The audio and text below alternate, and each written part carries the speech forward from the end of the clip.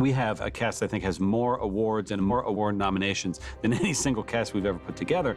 And the fact that they're all willing to suit up, to step into this very trippy world with us is a testament to both our director, Scott Derrickson, and the source material that it comes from.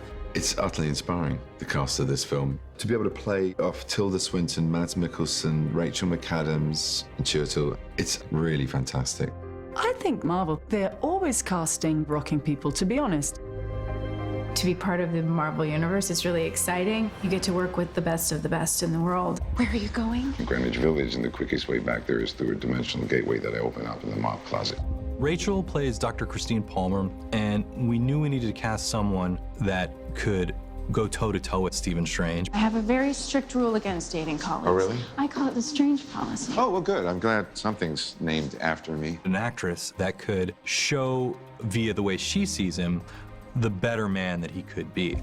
And that takes an actress of incredible skill and incredible weight. I don't understand what's happening. I read a few of the comics. Scott, the director, pointed me towards The Oath. In particular, he thought that would be the most helpful for my character. There's definitely a pressure to get close to people's impression of what the character is. I think I'm fortunate in that she's kind of an amalgamation of a few women in the comics and Scott's own invention. For me, it was just sort of interesting to get to know where my character might, who knows, be headed. Open your eye. One of the biggest challenges, casting-wise, was the Ancient One. The Ancient One is a kind of a cliche by now. You know, the idea of the wizened old man on the hill. I don't know that I've ever seen a version where the Ancient One's been not an ancient Tibetan man. Thank you, Ancient One, for seeing me. You're very welcome. And yet, the Ancient One is so critical to the Doctor Strange mythology, you have to have the Ancient One. Teach me. No. When you start to think about ethereal and enigmatic and ancient and warm and intelligent, Tilda Swinton just popped right to the top of our minds. And to her credit, she was down. She understood what we were going for, how it could be different, what she could bring to a role like this. She said, yeah, I'm in. Let's flip this on its head and try to come at it from a new way. I'm generally of the belief that gender is in the eye of the beholder, and it's of less importance to the person being beheld than the person looking, very often. And this is a case in which that's true. We didn't want to pin it down to any specific Buddhism, specific gender. We wanted to free it up from any previous interpretation. Well, heroes like the Avengers protect the world from physical dangers. We sorcerers safeguarded against more mystical threats. Benedict Wong, I've made a few films with now, and I'm always very, very thrilled to see Benedict. Mr. Strange. Stephen, please. And you are? Wow. Wong. It's weird having two Benedicts on a movie. That's rare. Just Wong? Like Adele? We knew we needed an actor who had that intellect and who had knowledge burning inside him. You felt like wherever he walked, he was carrying the history of this entire place with him. During the 60s, Wong came across like a manservant sidekick. With our version, you know, we're happily updating this for a modern audience. No one steps foot in this sanctum. No one. You're looking for Kamataj. When it came to casting Mordo, I just wanted to find an actor who could work at the deep levels that an actor like Benedict works at. As soon as Chiwetel came up, we all wanted him. He's so good and so complicated. I think the way that he is constructed is somebody who's very loyal, very engaged, very powerful, and is a great defender of ideas. And that's something that's great to play, especially when some of those things get challenged by an outsider. He's gone. Even Strange has left and surrendered to his power. In the comics, Mordo is to Doctor Strange what Moriarty is to Sherlock Holmes, the highly skilled, equal adversary. He has tremendous capabilities as a sorcerer. Fight like your life depended on it! Along with the qualities that draw him into evil. Because one day, it may. What I told Chiwetel was that I needed him to help me construct the character in such a way that we're not writing a villain. We're writing a character who does what he believes is right. I cannot defeat them alone. There's love and affection and respect there amongst these two men who would ultimately be warriors. You still think there will be no consequences, Strange? No price to pay? But in one of the greatest Marvel storylines of all time, Mordo betrays Strange. There's a fall. The bill comes due. I will follow this path no longer. And watching that fall is really heartbreaking and really fun to bring to the screen. Master Caecilius, that ritual will bring you only sorrow. Mads Mikkelsen is also in the film. I feel like he's so different in everything that he does that he has a way of very subtly creating completely different internal universes for the characters that he plays.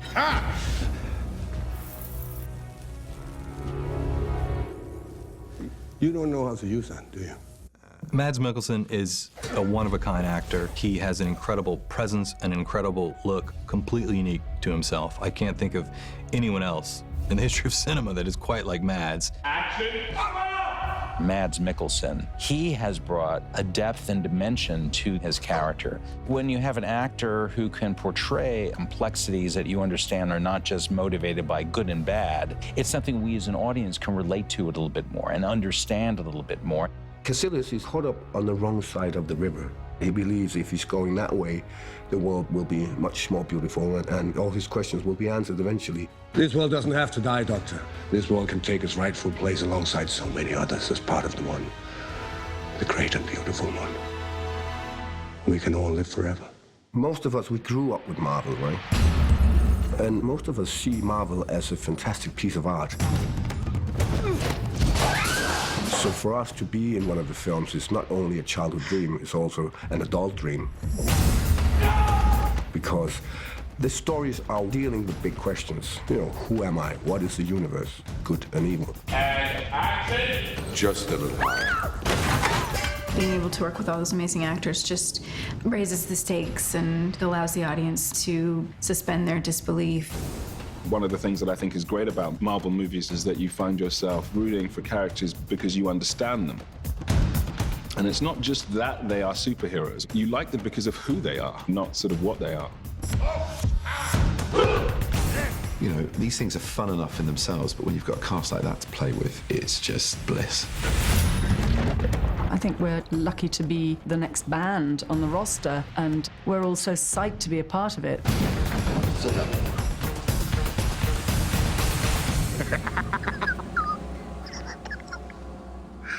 Oh, it's funny.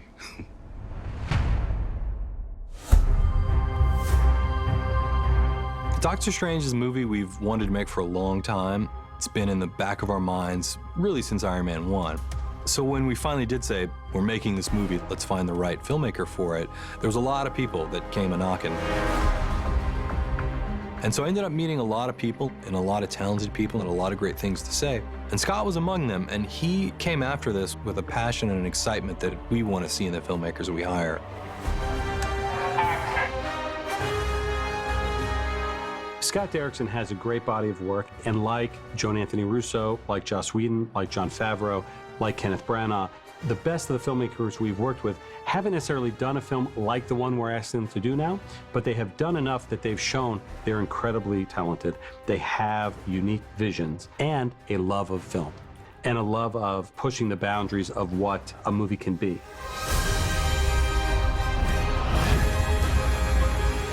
When you look at Scott's work going back to the earliest days to his most recent films, he is always playing with genre. He's always subverting that genre. Sometimes he dives right into it. Sometimes he twists it. That's exactly what we love to do at Marvel. He was the guy to lead us through this journey of Doctor Strange.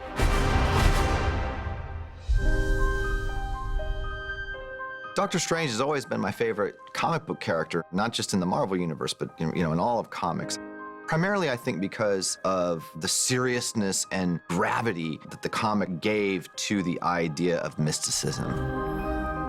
To be able to explore other dimensions and bring other dimensions into the cinema for audiences to experience. I mean, my God, what could be greater than that? And then when you look at your hands, it's straight, yeah, like that. Okay, let's shoot this, guys. 21 bacon, take one.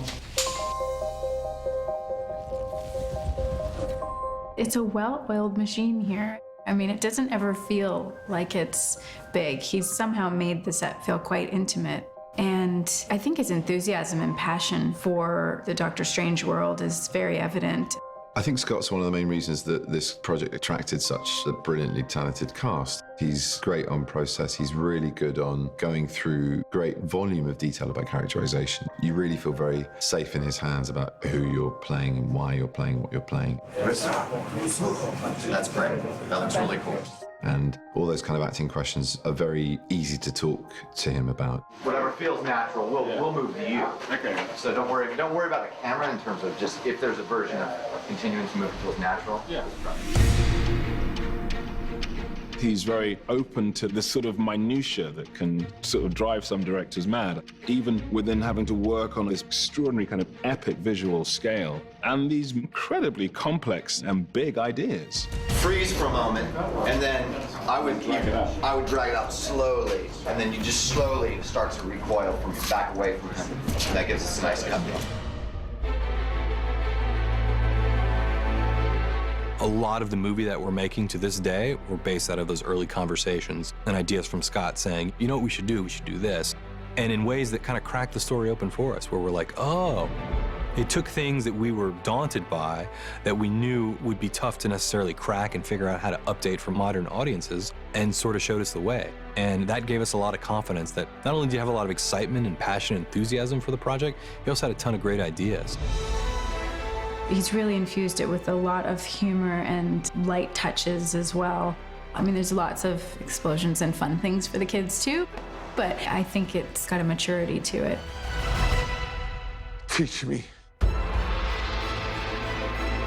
I get up every morning and I can't believe they're letting me do the things we're gonna do in this movie. Cut. Awesome. It's an attempt to create not only a broader universe for Marvel characters and Doctor Strange himself to inhabit, but it really is an attempt to push the ball forward when it comes to what audiences can expect to enjoy from tentpole movies. That's an ambitious goal, but that's what we're doing.